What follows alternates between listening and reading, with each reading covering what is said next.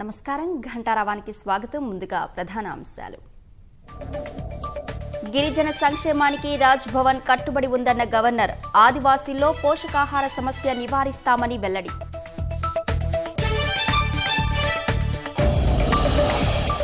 మన బస్తీ మనబడితో ప్రభుత్వ పాఠశాలలకు మహర్దశ. విద్యా ప్రమాణాలు పెంచేలా పనిచేస్తున్నామన్న తలసాని.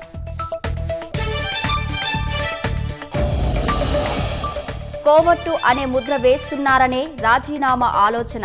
4-5 రోజుల్లో నిర్ణయం చెబుతానన్న జగ్గారెడ్డి.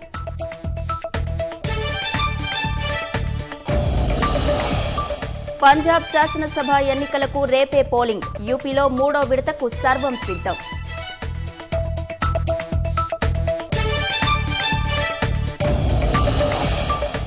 జమ్మూ కశ్మీర్, రాజస్థాన్లో ఎన్ఐఏ సోదాలు. ఢిల్లీపై ఉగ్రవాదుల గురి ఉందని హెచ్చరిక.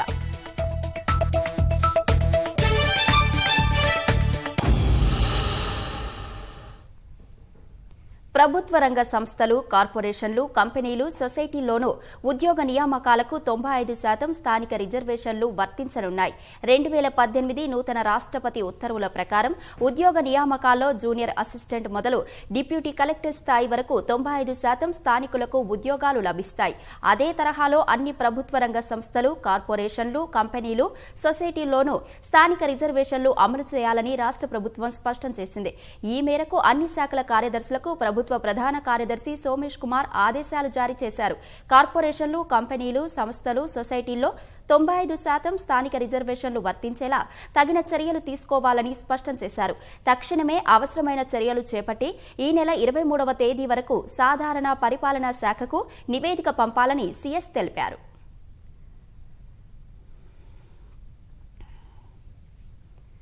రాష్ట్రానికి రావాల్సిన బకాయిలను విడుదల చేయాలని కోరుతూ ఆర్థిక శాఖ మంత్రి హరీష్ రావు కేంద్రానికి మరోమారు లేఖ రాశారు. గత నెల 24న కేంద్ర ఆర్థిక శాఖ మంత్రి నిర్మలా సీతారామన్ కు లేఖ రాసిన హరీష్ రావు తాజాగా మళ్లీ లేఖ రాశారు. కేంద్ర ప్రభుత్వం నుంచి తెలంగాణకు రావాల్సిన బకాయిలను వెంటనే ఇవ్వాలని కోరారు. విభజన చట్టంలో పేర్కొన్న విధంగా వెనుకబడిన ప్రాంతాల అభివృద్ది నిధులకు చెందిన 2 ఏళ్ల బకాయిలైన 900 కోట్లు వెంటనే విడుదల చేయాలని విన్నవించారు.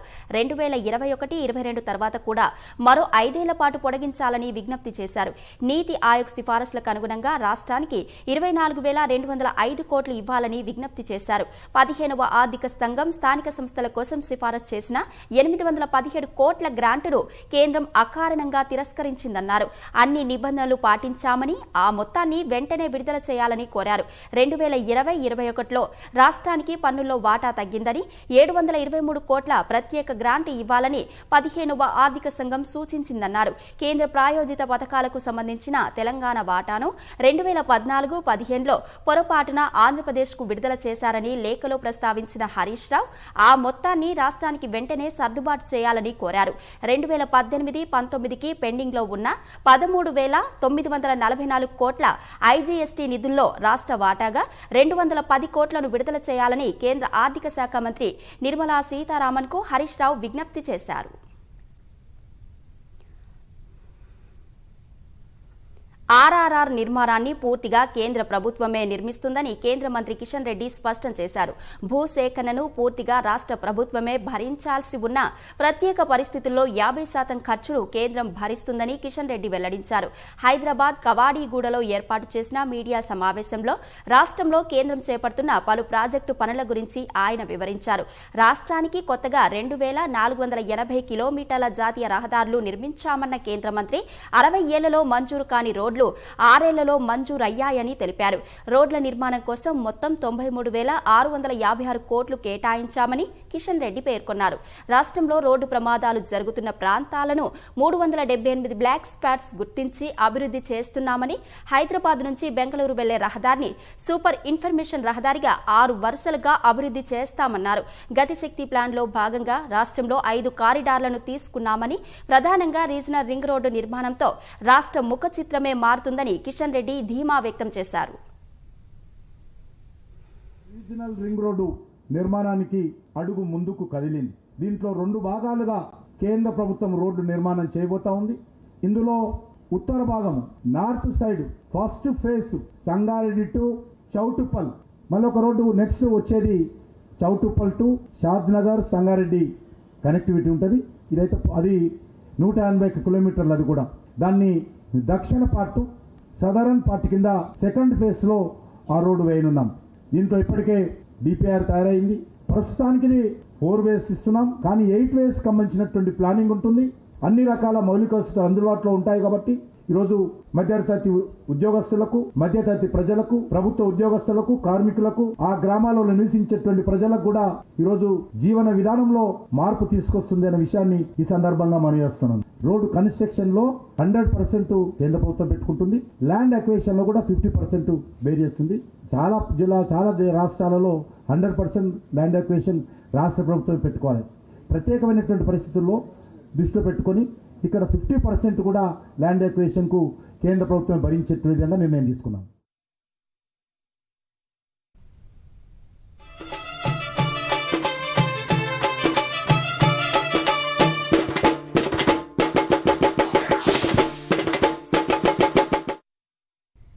గిరిజన సంక్షేమానికి రాజ్భవన్ కట్టుబడి ఉందని గవర్నర్ తమిళిసై సౌందరరాజన్ అన్నారు.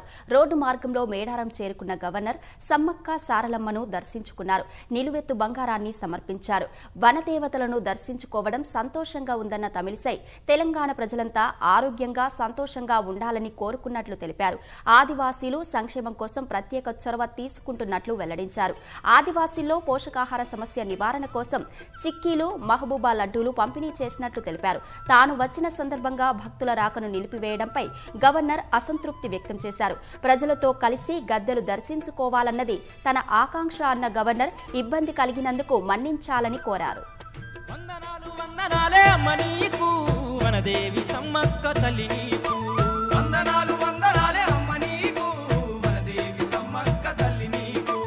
కోటి కోటి దండాలే అమ్మ నీకు, శతకోటి మొక్కులమ్మ తల్లి నీకు.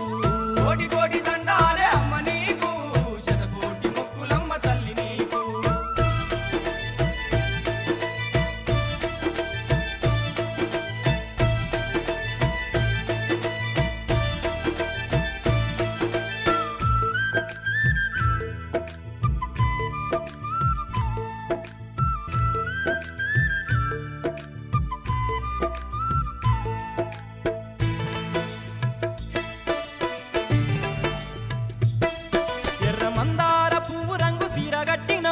రత్నాలు పొదిగిన రైక దొడిగినవు, సక్కనైనా ముత్యాల ముక్కు పుల్ల పెట్టినవు, తల్లి బంగారు గాజులేమో నువ్వు దొడిగినవు. ప్రజలందరికీ సమ్మక్క సారక్క దీవెనలు ఉండాలని నా ప్రార్థిస్తున్నాను. ఈ జాతర ఈ దేశంలోని గొప్ప వెగుజన గిరిజన జాతర. నేను ఈ జాతరకు రావడం నాకు చాలా చాలా సంతోషంగా ఉన్నది. ఇక నుంచి కరోనా పోవాలని సమ్మక్క సారక్కకు నేను ప్రార్థిస్తున్నాను. ముచ్చింతల్ దర్శనానికి వెళ్లిన ప్రధాని మోదీ ముఖ్యమంత్రి కేసీఆర్ ఆదివాసీ జాతర మేడారానికి ఎందుకు రాలేదని పీసీసీ అధ్యక్షుడు రేవంత్ రెడ్డి ప్రశ్నించారు. మోదీ, కేసీఆర్ వనదేవతలను అవమానించారని విమర్శించారు. ఉత్తరప్రదేశ్లో జరిగే కుంభమేళాకు ఇచ్చే ప్రాధాన్యం ఆదివాసీల పండుగకు ఇవ్వరా అని ప్రశ్నించారు.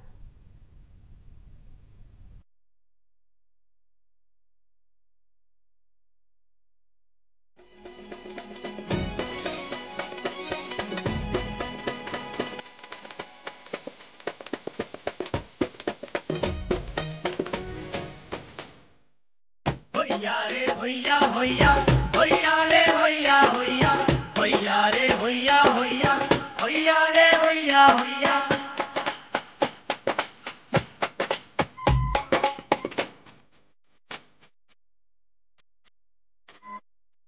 కొండల్ల నడుమ మేడారం కొండల్లో నా గల్లా గట్టు మీద గల్లా కల్లులు మీరే మాలం మీదే నమ్మ నమ్మకో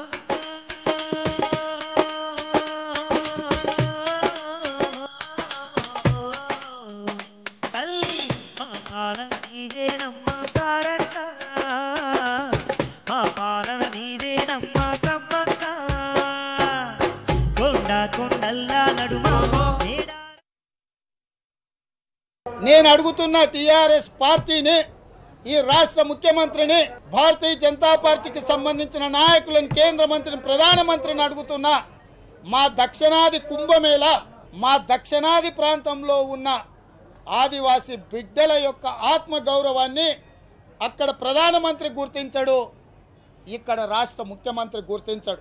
ఒక రియల్ ఎస్టేట్ సంస్థ యజమాని నిర్మించిన ఆలయాలకు ప్రధానమంత్రి, రాష్ట్ర మంత్రి, కేంద్ర మంత్రులు, ముఖ్యమంత్రి గారు అక్కడనే ఒక చప్రాసిలాగా అక్కడనే ఉండి అన్ని వసతులు ఏర్పాటు చేసింది. ముఖ్యమంత్రి స్వయంగా పర్యవేక్షించి అక్కడ వసతులు ఏర్పాటు చేసిన మీరు ఒక కుటుంబం కోసం ఇచ్చిన విలువ కోట్లాది మందికి స్ఫూర్తినిచ్చి రాజ్యం మీద, రాజుల మీద, చక్రవర్తుల మీద పోరాటం చేసి పోరాట స్ఫూర్తి నింపిన సమ్మక్క సారలమ్మ జాతరను అదే సందర్భంలో జరిగితే కనీసం ఇటువైపు కన్నెత్తి చూడలేదంటే ఆదివాసి బిడ్డలు, పేదల యొక్క నమ్మకాన్ని ప్రభుత్వం ఏ రకంగా కించపరుస్తుందో, ఏ రకంగా అవమానిస్తుందో కోట్లాది మంది సమ్మక్క సారలమ్మ భక్తులు ఆలోచన చెయ్యాలి.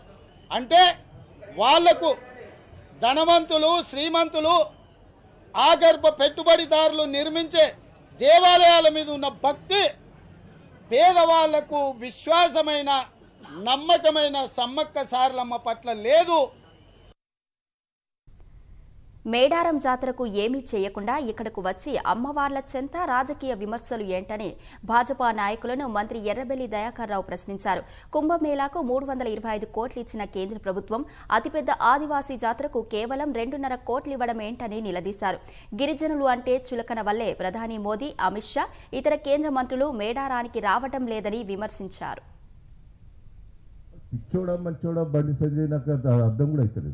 ఎక్కడ రాజకీయాలు చేయాలని కూడా తెలియదు. నువ్వు ఏం చేసినావా?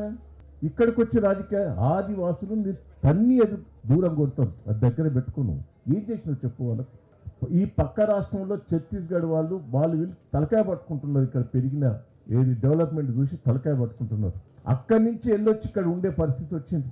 తెలంగాణ రాష్ట్రం బాగా డెవలప్మెంట్ అవుతుందని ఆదివాసులు అక్కడి నుంచి వచ్చి ఇక్కడ ఉండే పరిస్థితి వచ్చింది. ఏం చేసిందో ఇక్కడికి వచ్చి పిచ్చి పిచ్చి మాటలు పడతారు. ఒక అమ్మ దగ్గరికి వచ్చి నేను అంటున్నా ఒకటే ప్రశ్న, నువ్వు వచ్చి ఏం చేసినావా? కిషన్ రెడ్డి గారు గిరిజన శాఖ మంత్రి గారు నువ్వు వచ్చి ఏం చేసినావో చెప్పు నాకు ఒకటి. నీ కుంభమేళానికి ప్రధానమంత్రి గారు పోయి తాళం చేస్తాడు. అదే ఆదివాసుల దానికి ఎందుకు నువ్వు వచ్చి రావు? నీకు వేరే పూజలు పురస్కారం గుళ్ళకు పోతావే, దీనికి ఎందుకు రాలేదు? 7 ఏళ్ల బట్టి కేసీఆర్ గారు ఎందుకు రాలేదంటారు. కేసీఆర్ గారు ఇక్కడ చాలాసార్లు వచ్చారు, వారి నాయకత్వం మేము చేస్తున్నాం. మీరేం చేశారు? మీ మోడీ గారు ఎందుకు వస్తారు చెప్పున్నారు. పోనీ మీ కేంద్ర మంత్రులు ఎవరు ఎందుకు రారు? మీ అమిత్ షా ఎందుకు రారు? కుంభమేళానికి పోయారు, ఇంకా వేరే దానికి పోయారు. దీనికి ఎందుకు వస్తలేదు? ఆదివాసుల పండుగ నీకు గుర్తింపు వస్తలేదా? అదే కుంభమేళానికి 325 కోట్లు ఇచ్చావు. నీకు ఇక్కడ ఏందా 2 కోట్లు? ఎవరికి కావాలి నీ మొహానికి? తీసుకపో. మేము 100 కోట్లు ఖర్చు పెట్టాం అంటే నువ్వు ఇక్కడ ఏదో ఇచ్చినట్టు చెప్పుకున్నాక జాతీయ హోదా ఇస్తాయి, లేకపోతే లేదు. జాతీయ పండుగ దీన్ని గుర్తించు, లేకపోతే అవసరం కూడా లేదు. ప్రభుత్వ పాఠశాలలకు మహర్దశ పట్టించేందుకు మనబడి మన బస్తీని హైదరాబాద్ పరిధిలో ప్రతిష్టాత్మకంగా అమలు చేస్తున్నట్లు మంత్రి శ్రీనివాస్ యాదవ్ స్పష్టం చేశారు. హైదరాబాద్ మాసప్ ట్యాంక్ పశు సంక్షేమ భవన్లో మనబడి మన బస్తీపై హోంమంత్రి మహమూద్ అలీతో కలిసి తలసాని సమీక్షించారు.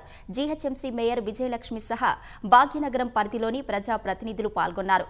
మన ఊరు మనబడి, మన బస్తీ మనబడిలో భాగంగా సర్కార్ బడుల అభివృద్ధి, మౌలిక సదుపాయాల కల్పనపై విస్తృతంగా చర్చించారు. రాబోయే 2 ఏళ్లలో విద్యా ప్రమాణాలు గణనీయంగా పెంచే లక్ష్యంతో సర్కార్ పనిచేస్తున్నట్లు మంత్రులు వివరించారు. హైదరాబాద్ సిటీలో ఉన్నటువంటి పేద మధ్యతరగతి కుటుంబాలు ప్రభుత్వ పాఠశాలల్లో చదువుకునేటువంటి వాళ్లకు ప్రైవేటు స్కూళ్ల సంఖ్య పెరిగిపోవడం, రెండోది ప్రభుత్వ స్కూల్కి వెళ్తే ప్రాపర్ గా ఫెసిలిటీస్ ఉండవని, ఎగ్జిస్టింగ్ ఉన్నటువంటి స్కూల్లో కూడా అన్ని అంగులతో నిర్మాణం జరగాలనేటువంటి చెప్పడం జరిగింది. వీళ్ళను కూడా ఎమ్మెల్యేస్ని, ఎమ్మెల్సీలను కూడా ఫిజికల్ గా విజిట్ చేయమంటున్నాం ప్రతి స్కూల్కు. మనకు అన్ని విషయాలు బయటకు వస్తాయి కాబట్టి మరి తప్పకుండా హైదరాబాద్ లో మరి స్కూల్లో మార్పులు వచ్చే వరకు ఈ ప్రభుత్వం ప్రజల వైపున ఉంటుందని చెప్పి నేను ఈ సందర్భంగా తెలియజేస్తా ఉన్నాను. హైదరాబాద్ గౌలిదొడ్డి సాంఘిక సంక్షేమ కళాశాలకు చెందిన ఇంటర్ విద్యార్థి వంశీకృష్ణ ఆత్మహత్యపై తోటి పిల్లలు బంధువులు ఆందోళనకు దిగారు. తరగతి గదిలో ఉరేసుకుని బలవన్మరణానికి పాల్పడడంపై సహచరులు ఆవేదన వ్యక్తం చేస్తున్నారు. నాగర్ కర్నూలు జిల్లాకు చెందిన వంశీ మృతి వార్తను ఆలస్యంగా తెలిపారని తల్లిదండ్రులు ఆరోపిస్తున్నారు. చదువులో చురుగ్గా ఉండే పిల్లాడు యాజమాన్యం నిర్లక్ష్యం వల్లే తనువు చాలించాడని వాపోయారు. గౌలిదొడ్డి కళాశాల ముందు విద్యార్థి కుటుంబ సభ్యులు ఆందోళన చేపట్టగా పోలీసులు వారించి వారిని శాంతింపజేశారు. వంశీకృష్ణ చేసంచిలో 2 సూసైడ్ నోట్లు గుర్తించిన పోలీసులు ఆ దిశగా దర్యాప్తు చేస్తున్నారు. మార్నింగ్ అందరం కలిసి డార్మెంటరీ నుంచి ప్లే గ్రౌండ్కి వెళ్ళి అటెండెన్స్ తీసుకునేది ఉంటుంది సార్. అయితే అక్కడ అటెండెన్స్ తీసుకుంటే ఆయన రూల్ నెంబర్ ఆప్షన్ ఉంది. డోర్ ఎంత కూడా తీయడం లేదు. హార్డ్గా ట్రై చేసేసరికి ఓపెన్ చేయగానే లెఫ్ట్ సైడ్లో బాడీ ఉంది సార్, హ్యాంగ్ అయి ఉంది. అయితే ఇంటికాడ ఫ్యామిలీ ప్రాబ్లం అన్నా కావాలి, లేకుంటే ఇక్కడ తనను డిస్కరేజ్ చేసుకొని చనిపోయింది అనుకొని నా ఒపీనియన్. ఏం చనిపోయినా మాకు రీజన్ ఎట్లా తెలియాలి? కనీసం పేరెంట్స్ లేకుండానే పంచనామా చేస్తారు సార్ పోలీసు వాళ్ళు కూడా. ఆ అబ్బాయి చనిపోయిన దాని వెనుక ఏమో కారణాలు ఉన్నాయి. అతనంతలకు అతను పోయి ఊరి పెట్టుకున్నంత చిరుకోడు అయితే కాదు సార్. ఎందుకంటే ఆ అబ్బాయి ఉండే బిహేవియర్ మాకు తెలుసు సార్. అతను చెప్పేసి యూట్యూబ్ ఛానల్ కూడా ఒకటి ఓపెన్ చేసుకోండి సార్, దాంట్లో క్లాసులు కూడా చెప్పేది అబ్బాయి. ఇట్లా ఎవరు తెలియకుండా పోయి ఊరి పెట్టుకున్నాడంటే ఏ విధంగా నమ్మాలి సార్? తమ కుమారుణ్ణి హత్య చేసి ఆత్మహత్యగా చిత్రీకరించే ప్రయత్నం చేస్తున్నారని బాధితుడి తల్లిదండ్రులు ఆరోపించారు. హైదరాబాద్ సోమాజిగూడలోని ప్రెస్ క్లబ్లో ఏర్పాటు చేసిన సమావేశంలో మృతి చెందిన శివరాము తల్లిదండ్రులతో పాటు వారి బంధువులు, పోలీసులు సమగ్ర విచారణ జరిపించి న్యాయం చేయాలని కోరారు. నల్గొండ జిల్లా చంద్రపేటకు చెందిన రాము నాయక్, లక్ష్మి హైదరాబాద్ సైదాబాద్లో నివాసముంటూ కూలీ పనులు చేసుకుని కుటుంబాన్ని వెళ్లదీస్తున్నారు. వీరికి 3 సంతానం. మొదటివాడైన శివరాం ఓ కళాశాలలో ఇంటర్ చదువుతున్నాడని తండ్రి రామనాయక్ తెలిపారు. గత ఏడాది ఆగస్టు 23న తీజ్ పండుగ ఉందని తమ దూరపు బంధువైన లక్పతి తమ కుమారునికి ఫోన్ చేసి నక్కలగండికి తీసుకెళ్లారన్నారు. మరికొంతమందితో తమ కుమారుణ్ణి హత్య చేశారని సాక్ష్యంగా మృతి చెందడానికి ముందు తీసిన వీడియోను ఆయన విడుదల చేశారు. తన కుమారుడికి ఈతలో మంచి ప్రావీణ్యం ఉందని తెలిపారు. ఘటనపై విచారణ జరిపించి నిజానిజాలు తేల్చాలని తల్లిదండ్రులు విజ్ఞప్తి చేశారు.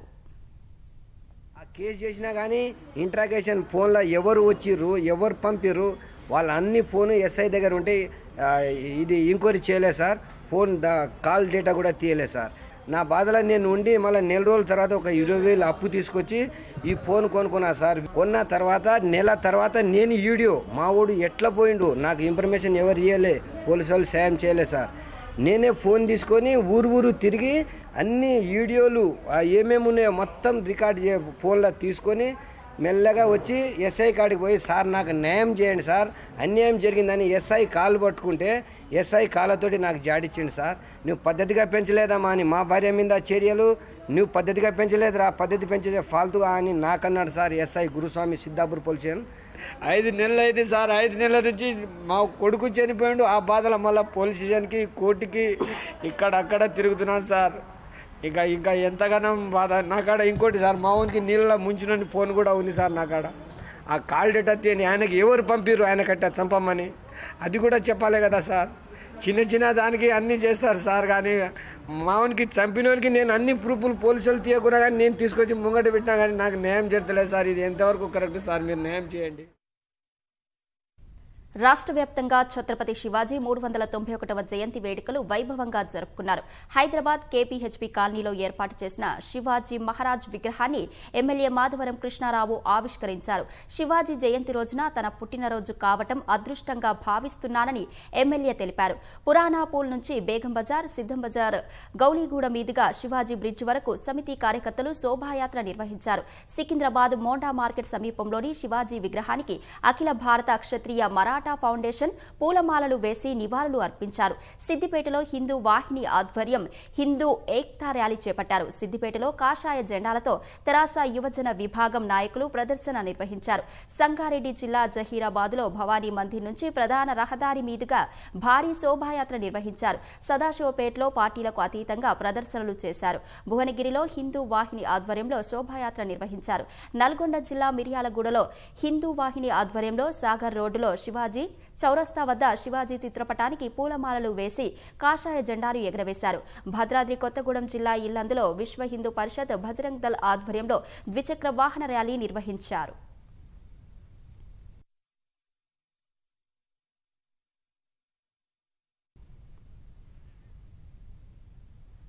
రామానుజాచార్యుల సహస్రాబ్ది ఉత్సవాల్లో మరో అద్భుత ఘట్టం ఆవిష్కృతమవుతోంది. 108 దివ్య దేశాలకు ఏకకాలంలో కళ్యాణం జరుపుతున్నారు. ప్రత్యక్ష ప్రసారం ద్వారా చూద్దాం. భగవంతుడు అట్లా కొందరు మహానుభావులకి సాక్షాత్కరించి వారిని అనుగ్రహించి వారికి తన యొక్క గుణగణములని తెలియచేసి వారిలో ఒక ప్రేమ ఉప్పొంగేట్టు చేసి వారి ద్వారా తన యొక్క గుణగణములని పాడించుకున్నటువంటి క్షేత్రాలు కొన్నున్నాయి. వాటిని దివ్య దేశములు అని అంటారు. అట్లాంటివి 108. మన భాగ్య విశేషం చేత ఆ 108 క్షేత్రాలు ఇప్పుడు ఇక్కడికి చేరాయి.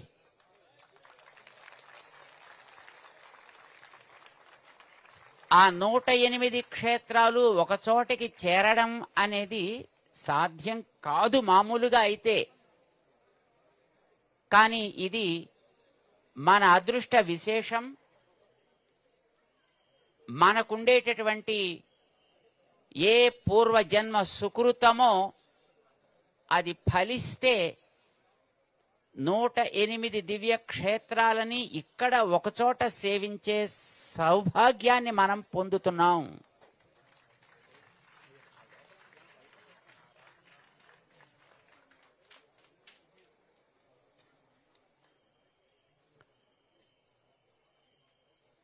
నూట 8 దివ్య క్షేత్రాల్లో స్వామి ఉన్నా ఏ క్షేత్రానికి ఆ క్షేత్రంలోనే ఉత్సవాలు జరుగుతాయి. అవి వాటికి ప్రత్యేకంగా అక్కడక్కడికి మాత్రమే పరిమితమై ఉంటాయి. కానీ మన అదృష్టం చేత 108ని ఒక చోట దర్శించేటటువంటి అదృష్టం మనకి ఈ దివ్య సాకేత క్షేత్రం కలిగిస్తోంది. స్వామి 108 స్వరూపాలు ధారణ చేసి ఇప్పుడు ఇక్కడ సుప్రతిష్ఠితుడై ఈవేళ మొదటి కళ్యాణ మహోత్సవాన్ని స్వీకరించబోతున్నాడు. దానిని దర్శించే ఒక అదృష్టం మనందరికీ కలుగుతోంది. ఇది మనం చేసుకున్నటువంటి ఎన్నెన్నో జన్మల యొక్క సుకృత ఫలం. ఈ కార్యక్రమాన్ని ఈ సేవని స్వామి ప్రసాదించినందుకు మనం కృతజ్ఞులమై ఉందాం. అందిన అదృష్టాన్ని సవ్యంగా వాడుకునే ప్రయత్నం మనమందరం చేద్దాము. స్వామికి 108 రూపాల్లో జరిగే ఈ శాంతి కళ్యాణ మహోత్సవాన్ని ఎలా జరపాలి అనేది ఒక పెద్ద చర్చ. మన స్వాములు దాన్ని మనందరికీ కూడా ఇప్పుడు అందిస్తారు. క్రమంగా దాన్ని మనం అందుకునేటటువంటి దర్శించుకునేటటువంటి ప్రయత్నం చేద్దాం. ఇక్కడ ఉండేటటువంటి మెట్ల మీద వారెవరు కూడా నిలబడి ఉండడానికి ప్రయత్నం చేయకండి. అటు కూడా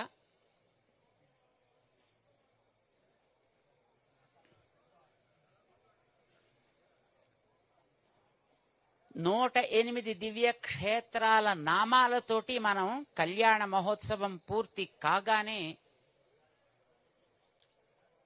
ఒకసారి అందరం మన నోరారా నామాలని అనుసంధానం చేద్దాం. ఎంతమంది చేద్దాం అనుకుంటున్నారు? ఒక్కసారి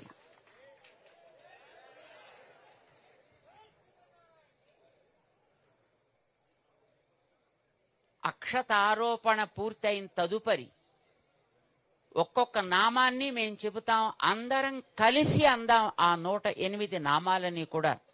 108 క్షేత్రాల్లో వేంచేసి ఉన్నటువంటి ఆ స్వామి యొక్క దివ్య నామాలని. మీ అందరికీ ఈ కార్యక్రమానికి స్వాగతాన్ని పలుకుతున్నాం. మన యజ్ఞ ఆచార్యులుగా ఈ కార్యక్రమాన్ని, ప్రతిష్ఠా మహోత్సవాన్ని 1035 కుండముల యజ్ఞ లక్ష్మీనారాయణ మహాయజ్ఞ కార్యక్రమాన్ని జరిపి ఈ కార్యక్రమాన్ని మనకు అందించినటువంటి కార్యవర్గ సభ్యులందరూ కూడా మన ముందరున్నారు. ఇందులో ఎన్నో రకాల సేవలు అందించినటువంటి మన వికాస తరంగిణి కార్యకర్తలు మనకి అవకాశం ఉన్నంత వరకు సేవలు అందించడానికి సంసిద్ధులై ఉన్నారు. ఇందులో ఎన్నో రకాలుగా సేవలు అందించినటువంటి భక్త వరేణ్యులుగా, భాగవతోత్తములుగా మీరందరూ కూడా ఇక్కడ ఉన్నారు. ఈ కార్యక్రమాన్ని ఇప్పుడు మనం ప్రారంభం చేసుకుందాం. క్రమక్రమంగా దర్శిద్దాం. మన యజ్ఞాచార్య స్వామిని భగవత్ సేవా కార్యక్రమాన్ని, కళ్యాణ మహోత్సవాన్ని ఆరంభం చేయడానికి పూర్వం ఒక్కసారి మనందరం కలిసి ఒక నామం చెబుదాం, భగవన్ నామాన్ని. జై శ్రీమన్నారాయణ, జై శ్రీమన్నారాయణ,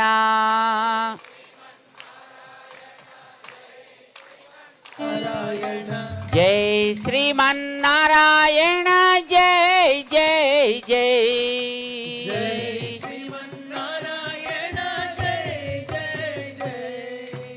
జై శ్రీమన్నారాయణ, జై శ్రీమన్నారాయణ,